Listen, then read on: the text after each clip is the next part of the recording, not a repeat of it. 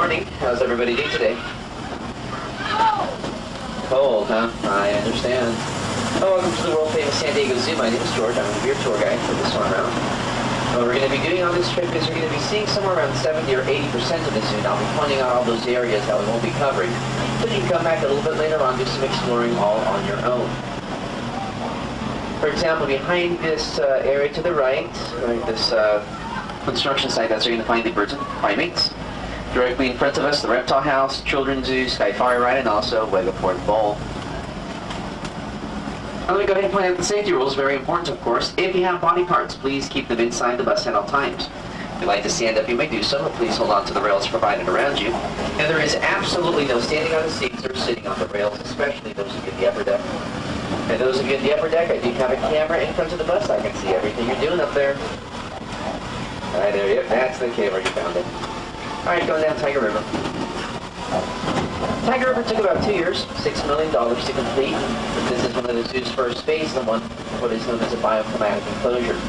Now that's a big and fancy word. It just basically means that we put animals and plants from the same regions of the world all grouped together so you can kind of see what it looks like out in the wild and also get some natural behaviors of the animals. You find about 35 different species of animals and over 100 different species of plants just in this one little area alone.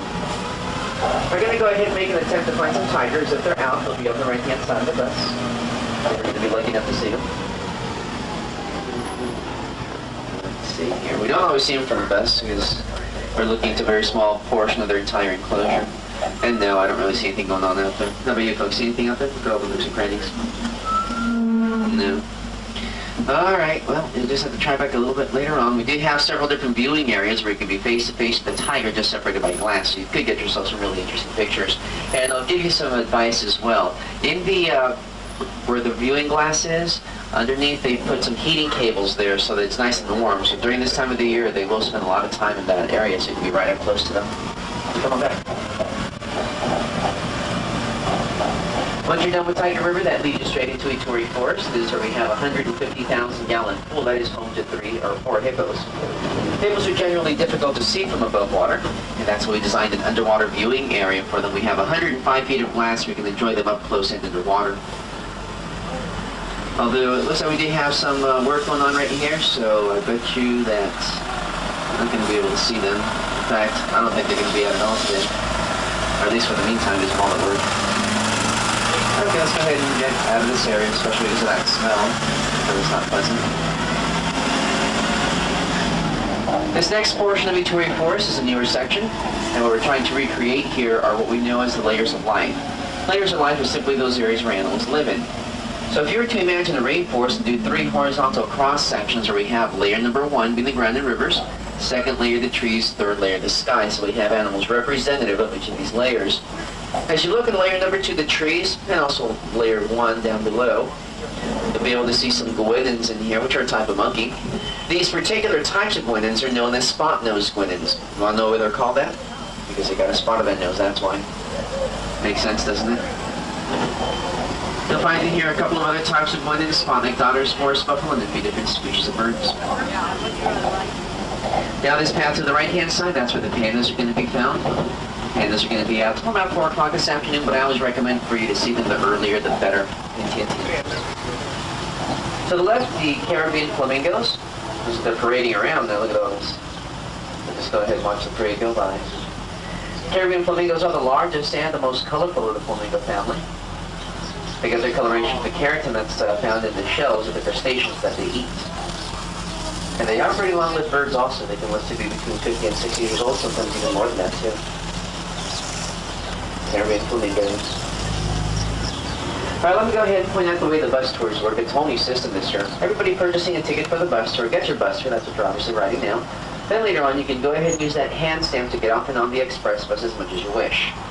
Now if you take a look over here on the left, you'll see that yellow kangaroo sign with a green number 2 on it here. That's one of the stops. And you must wait first at the stops. You cannot just pick up anywhere. And please don't chase and throw things at us because it hurts our feelings. Just wait first patiently at these stops. And those buses are coming around every 15 minutes and they have green signs around them that do say express bus. They're going to go around the exact same route that we go on. They're just not narrated. They just go around quickly dropping off and picking people up. Right-hand side, way up on that hill, that's where we have a bird of prey.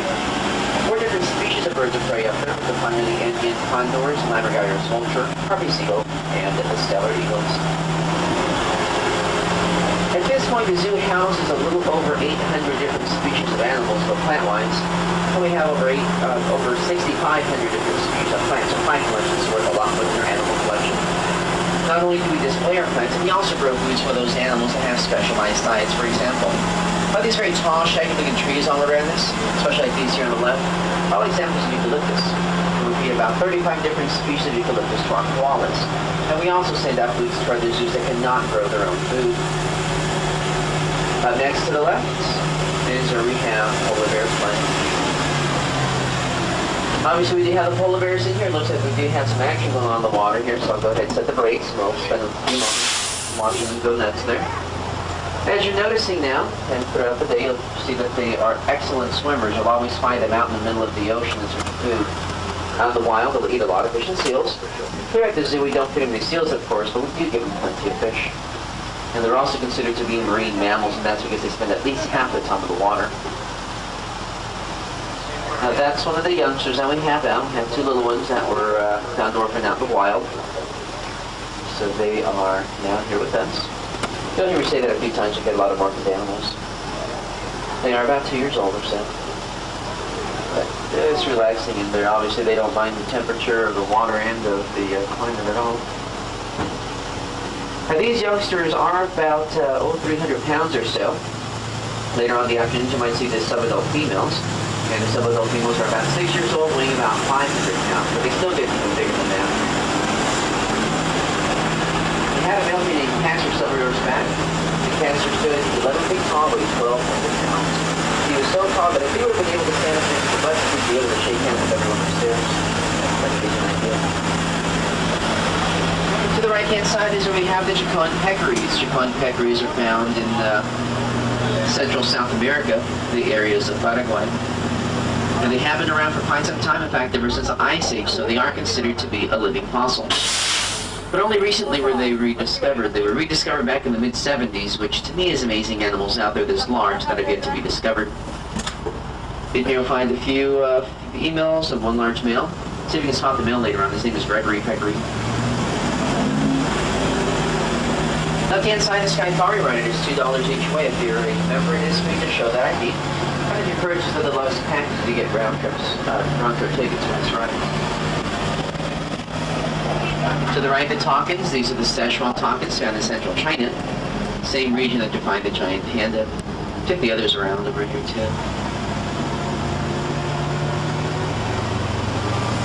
There are some young ones in here, and a lot of times the youngsters are in this second half, but it looks like they're just not available. Alright, this is stop number 3 for the express bus, by the way. You can see the sign there on the left.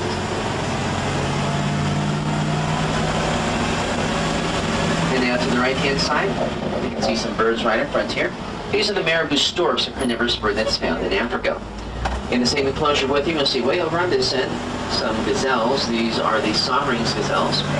Somerings gazelles are found in eastern Africa. They're considered to be the lightest in coloration of the gazelle family. Right next door to them is where you'll see the sable antelopes. There's a youngster right there too, look at that. The little one right there was born in the middle of summer. Sable antelope males will develop a dark coloration to their coat as they mature. Females, on the other hand, remain with a nice tan. And the father's right over here on this, I can see he is darkening up.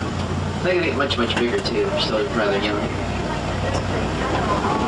Beautiful scimitar shaped horns. I think it's just an elegant species. And on the left-hand side, here's where we have the lowland Anoas, found the island of Sulawesi, and the island that was formerly known as the Celebes in Indonesia. They're considered to be a dwarf buffalo, and they are so rare and so endangered that some scientists believe we might be the last generation to see these animals alive. They're crossing your fingers and hope we'll get some more babies. So far, just 3 babies in the last 10 years. Lowland Anoas.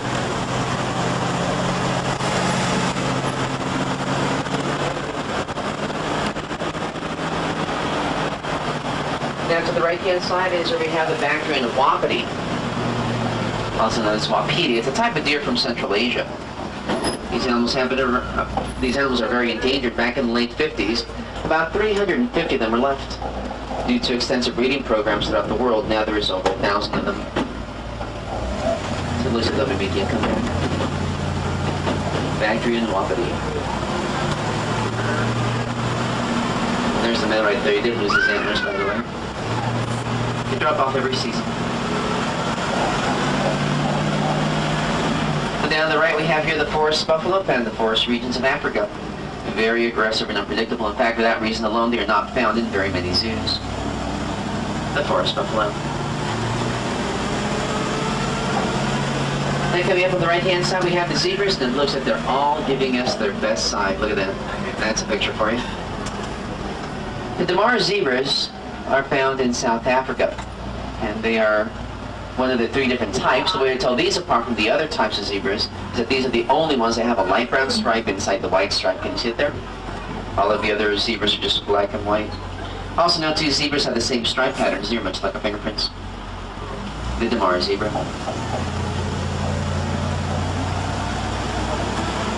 And then to the right is where we have the Gyrinux, one of my favorites. Gyrinux do have very long necks, and the reason for that is because this way they can reach up a little higher that other gazelles may not be able to reach for food. And they can stand up on their hind legs and reach up even further. You can see the female over here just eating the browse over on the left-hand portion of that enclosure. Her neck's a little bit longer. And then the Dorcas gazelles right over here.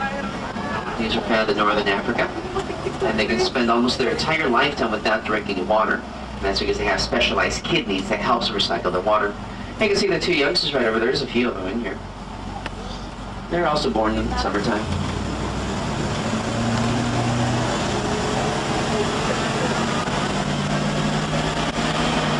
Moors gazelles to the left. Moors gazelles were formerly found from Morocco to Senegal in northwest Africa, but unfortunately, these animals are totally extinct out in the wild. The only find them is used in animal parks. And we have about 10% of the total population of the entire world. A little bit of good news, though, we've had lots of babies. Up to date, we've had over 150 babies born here at the zoo. We're doing quite nicely with them. Next, the giraffes. Get those cameras ready. So we have Silver just strutting around over here. That is our adult male. Silver is an 8-year-old that came to us from the National Zoo in Washington, D.C. And he has a father, the youngest one in here, which is just on the other side of that other male by the wall. That little one there, just under a year old this last, actually the day before Thanksgiving. While female giraffes are giving birth, they don't lay down, so the baby has to fall head first 6 feet onto the ground. That does break the umbilical cord, and it also helps the animal take its first breath. Very long tongues. Their tongues measure about 15 to 18 inches in length, used for grasping leaves off of high branches, but it can also be used for cleaning their eyes, nose, and ears with. And boys, you see that tongue whip right down Pickett's nose, it's always a riot. Favorite foods out in the wild are the leaves of the acacia tree. All the trees you see in the surrounding wilderness and nibbling on their those feeding towers are all examples of acacias. Favorite foods here in the zoo, though, are onions. They love those onions, and they can have them. I don't like those things. They stand about 16 feet tall, appear to stay about 6 feet taller, so they can walk right underneath one of the adults without having to bend over. And they also have 3 times the blood pressure of humans, highest blood pressure of all animals. And they have a very large heart in order to accommodate for that. Their hearts measure about 2 feet in length, weigh about 25 pounds. It's a very big heart. Max-height giraffes are from East Africa.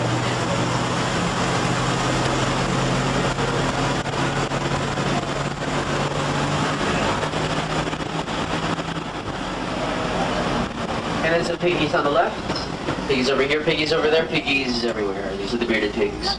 They're found on the island of Borneo, 3rd largest island in the world in Indonesia.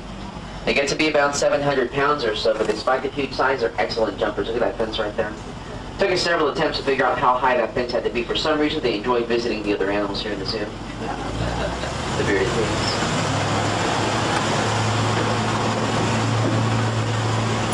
Then on the right-hand side, we have here a few different types of animals. Some of which you've already seen. For example, that zebra there we've already seen zebras. That's Larson. And then some gazelles. But the big guys you see right over there, kind of more towards the left half of the enclosure. Those right there are the bison oryx. They're found in Ethiopia and Kenya. What they will do when they're being pursued by predators, instead of running away, They just simply face the animal, kneel, stick the horn straight out into the animal, rams right into those horns. It's a very brave animal. Does not fear the lions very much. Lion shish kebab.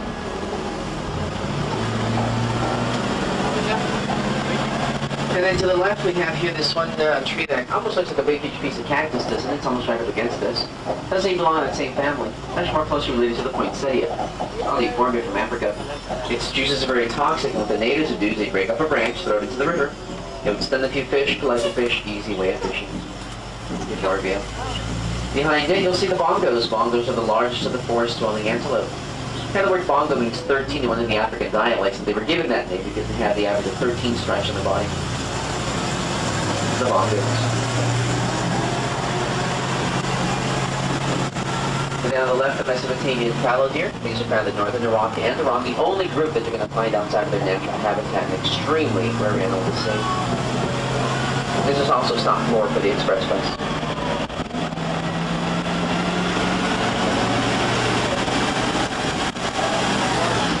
And on the right, we have little animals. And if I slam on the brakes right here in this angle, if you take a look towards the front and left, you'll see two of them there kind of in the sunshine. See, almost behind the boulder. If I pull forward, we'll probably end up missing them, but you can kind of see them there. The meerkats are a relative of the mongoose, and their favorite foods are scorpions, and they are immune to the scorpion venom. Found in the southwestern parts of Africa. You'll notice how they're looking around. What they're doing is looking for any predators, mainly birds of prey. So you'll always see them at least checking things out. They really are a lot of fun to watch, so if you have some time to come on back over here, spend a little bit of time with them. They really are neat to see. And then to the right, the Kopi exhibit. It's a formation of volcanic rock out in the middle of Africa. That can usually hold water after the rainy season and therefore sustain small animal life. It too is a walk-through enclosure. As you go down this hill on both sides of the bus, you'll be noticing a few different species of aloe plants. The neat thing about aloes that they're found in the southern parts of Africa. Therefore, their blooming cycle is opposite that of our plants. So if you're looking for a wintertime bloomer, these would be a perfect choice, and hummingbirds love them.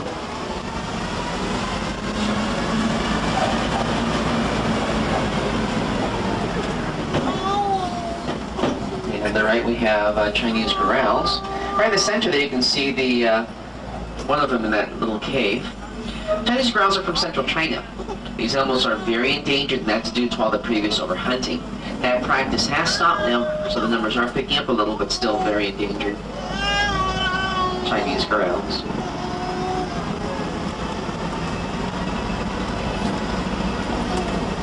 And then on the right, two different types of animals. Actually, three. Let's start with the one on the left. That one is a bighorn sheep female. And the males do get those characteristics ram's horns, those are found in the Rocky Mountains. The one in the center there, the white one, that one is a Dall's sheep. Those are found in that also is from the Rocky Mountains. And then to the right we have here the Spanish ibex. That's a young that's the female up there. The Spanish ibex that we have here in the zoo are the only ones that you're going to find in the Western Hemisphere. And the males do get really long horns, about 3.5 feet in length, which is pretty impressive with an animal that's not necessarily very large. And here we have some pretty cool guys. These here are the Cretan goats, found on the island of Crete. Beautiful horns. Look at that beard they have there going too. They're super styling. And down the left is where we have the beginnings of the catwalk. First enclosure, Siberian lynx. And it's just on top of that artificial tree, kind of behind it, so I'm not going to get a good view whatsoever. No. Alright, just go back a little later. Here, that one tree I was pointing out earlier looks like cactus, but isn't. We'll look over here to the right. This is a true version cactus of that plant. It's called a pipe organ cactus, found all over the Southwest. And then this enclosure in the back there is where we have the warthogs. Warts on their face are not true warts, they're cartilage that serve the same function as rubber bumpers in the car, that when they fight they do not injure themselves as much. Here's a few more on this side. These are youngsters. All right here. How you doing there, buddy? Now on the left is where we have the snow leopards, one of the most beautiful leopards in my opinion, way up on the very top right. See up there, that ledge? Snow leopards are found in the Himalayan mountains in altitudes of up to 18,000 feet, so upwards very, very cold, lots of snow. Now they have very thick fur in order to survive those areas, and it is that fur that this animal is being hunted for. A full-length coat of this animal can be worth up to $40,000, so it is pretty on the high demand, this animal. Worst thing about it, though, it does generally take about 5 to 7 leopards to make just one full-length coat. That's all the ways. I think it looks much better on them anyhow. To the right, we have some smaller enclosures built back in the 20s and 30s, one of the older parts of the zoo. Then here we do have some small animals that sometimes are a little difficult to see, but you can kind of see the Corsic fox up there in the top left. Corsic foxes are small guys, that's an adult. And the areas of Kazakhstan, which is the Russian area. Took it from the Moscow Zoo. Let's see what else is available. But I'm probably trying to stay warm. Oh, here's a caracal in this enclosure. Right on the very top, you can see it. Caracals are also members of the lynx family. You can tell that by their ears, are kind of pointed there. Caracals are found in Turkmenistan, which is in Central Asia. To the right-hand side, we have the Hunt's Amphitheater. This is where we have the Wild Wind shows. The shows are at 12 and at 2, featuring all sorts of animals. That also include clouded leopards, snow leopards, and cheetahs. And another big cat to the right. Here's where we have a jaguar. These are the melanistic jaguars, in other words, the black jaguars. And the jaguars are the largest of the New World cats. And the last jaguar found in California was about 100 years ago. That was up near Palm Springs. Right now, they're just basically found in Central and South America. It's a male. His name is Orson. Just a gorgeous animal. He's very impressive. Just all muscle. And in the next enclosure, yet another cat. Here's where we have the Chinese leopards. Chinese leopards are found in northern China. And they can, as with the snow leopards, these animals are being hunted for that fur. But that's not the main reason why these animals are endangered. The main reason they're endangered is due to the pollution and destruction of their natural habitat. So one simple thing each and every one of us can do to help them out is as simple as recycling. To the right, we have 3 different types of hornbills in the center. You can still see them anyway. It looks like they have 2 bills, but the upper part, the orange part, that's called a casque. It's hollow and it's also fragile. And it's used for amplification of their calls. Right now, such hornbills are found in Malaysia and Indonesia.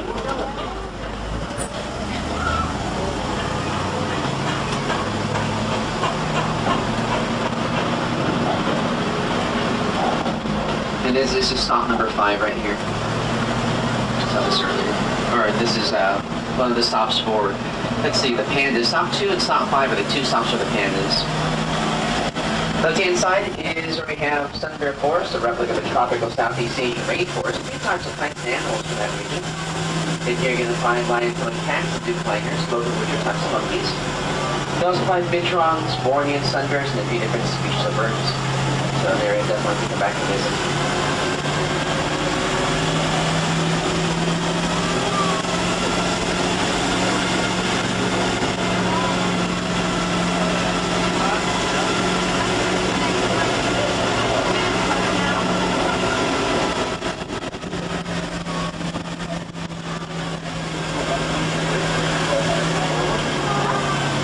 On the left-hand side, oh hey, that's a tree. This here is a bench draw, and it's a tree because these animals are nocturnal. Rarely see them awake, and although it looks like he's dozing off, look at that, look at those eyes. I'm sure he's going to be knocked out here pretty soon. But these animals do have cat-like features and bear-like features, but they're actually related to the mongoose. These animals are found in the islands of Borneo and a few other surrounding areas and islands also. The neatest thing about them is what they smell like. They smell just like buttered popcorn, and they really do. If you come back over here and smell buttered popcorn, it's this animal, not the food.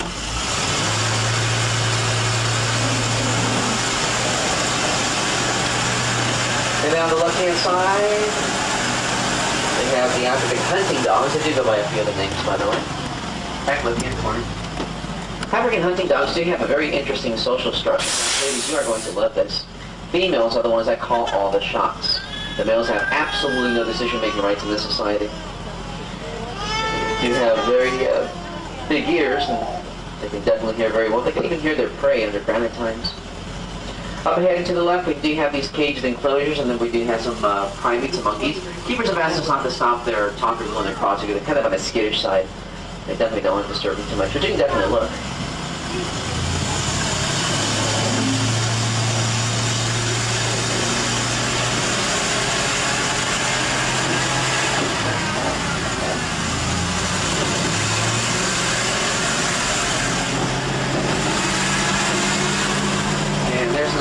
for you. This belongs to the female Alaskan brown bear. This one here is Sheena.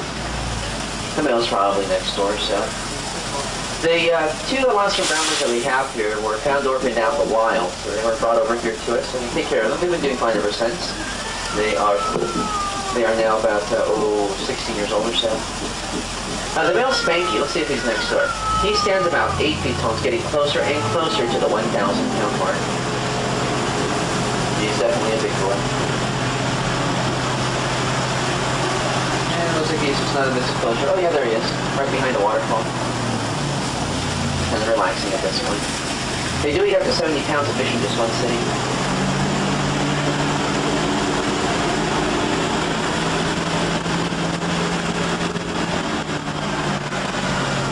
And the lions, they're kind of behind that right-hand pillar of the enclosure back inside the cave. I'll pass by slowly so that y'all get a little chance to kind of take a look. But these are females. And they're Transvaal lions. Transvaal lions are found in South Africa, the most endangered subspecies of lion.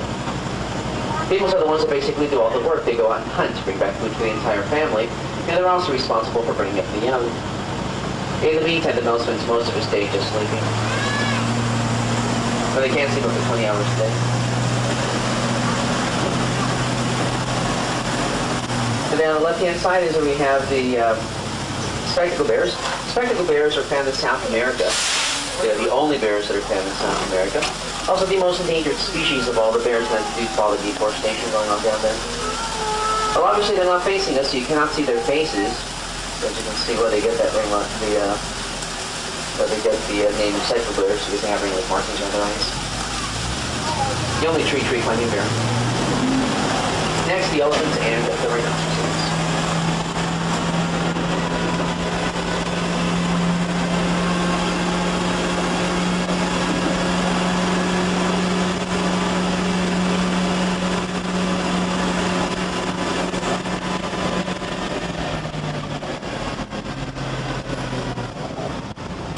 And to the right-hand side, down that path, that's where you're going to find the camels, wallabies, tree kangaroos, bats, and Tasmanian devils.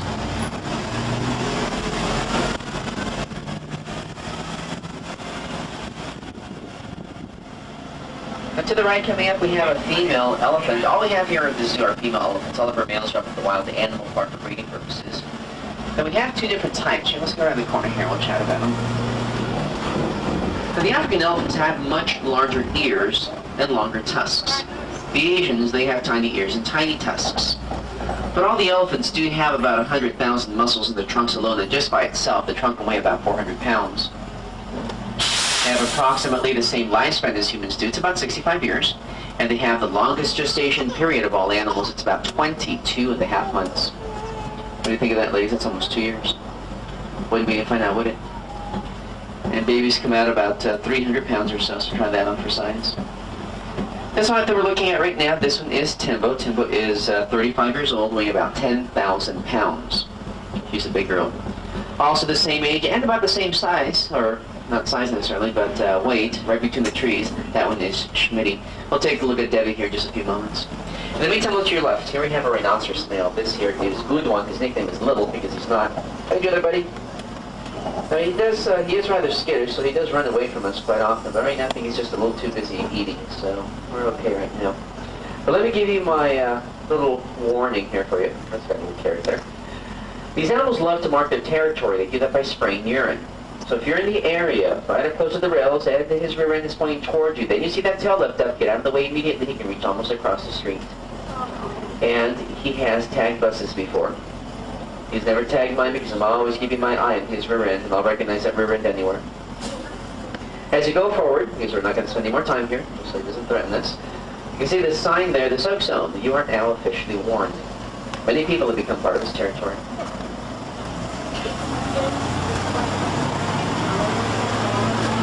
And then here on the right-hand side, we do have the other Asian elephant. This one here is Debbie. And Debbie is about 24, weighing about 8,800 pounds. Here's some more rhinoceros on the left. This is Mimi, his female. Next door, their son, Lee. Oh, she's going to spray. She doesn't do it quite as frequently. It definitely doesn't have the distance, so we're usually pretty good with her here. Now, I'm sure you're well aware that these animals are highly endangered. Back in 1970, about 65,000 of these animals were roaming South Africa. Now, 30 years later, there's less than 3,000. So that's over 62,000 less in just 30 years. Is that ridiculous or what? All because of the horn. There are also several cultures, I believe, that ground the rhino horn serves some medicinal purposes. In fact, it's not the truth. That is the exact same material that you find in your own hair and fingernails. Just keratin serves no medicinal purposes whatsoever. No different than biting and eating your own nails.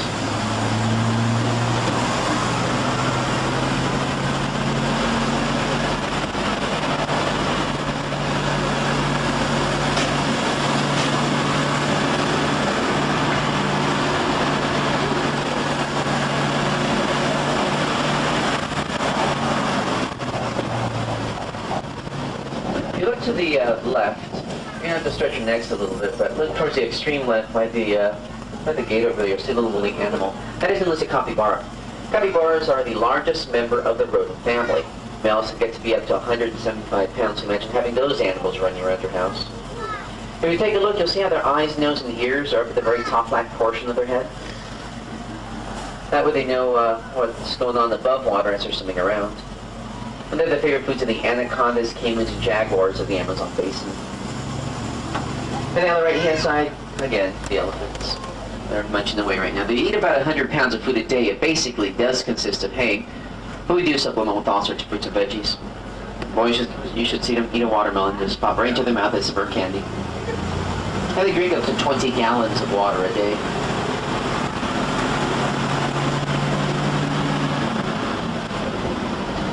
And then here on the left also we have the Beard's tapirs.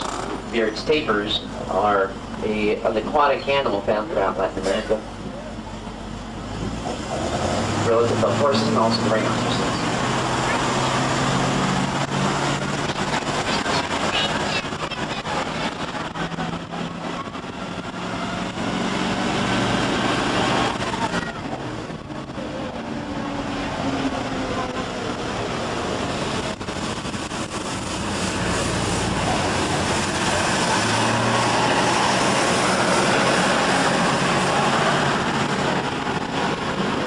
Coming up on the left-hand side, we're going to take a look at the koalas. Although, you know what? I think it might be a little bit too cold for them to be out right now. So I'm not sure we'll be able to see them at all. I do see the food out for them there, so the keepers might be contemplating bringing them out if it does warm up a little bit, but I don't see anything right now. All right, just come on back over here later on. Get up on this bridge. The right-hand portion of the bridge, you'll be able to see inside of their bedrooms. And I believe we have the youngsters out in there, too, so keep your eyes up for them. We have northern koalas from northern Australia. We also have the largest collection of koalas found outside of Australia. If you ever wondered what it looked like back when the dinosaurs were around, they have a little something here that may help you out. Look on the left. Well, it looks like miniature palm trees, kind of like big ferns, are types of cycads that have been around ever since dinosaur age. Very slow growing, very ancient, and also very endangered. Nice little collection up there on the side. And with that, our tour does come to a close. So I'm going to go ahead and point out some of the places of interest for you. Directly in front of us is where we started the tour. That is where you're going to find the front and exit, also some restrooms. Behind us, the elephants, rhinos, koalas, giraffes, and most of our antelope. At this point, go ahead and look all around your seats. Make sure that you take all of your belongings with you. And these strollers will be on the lower deck of the bus. Just jump right on. And those of you upstairs, I'll be up there in just 1 second to let you out, so just be patient. I'd like to thank you very much for visiting us here at the zoo. I hope that you enjoy the rest of your stay here at the San Diego Zoo. We'll see you later on. Last one, that is a rotten egg.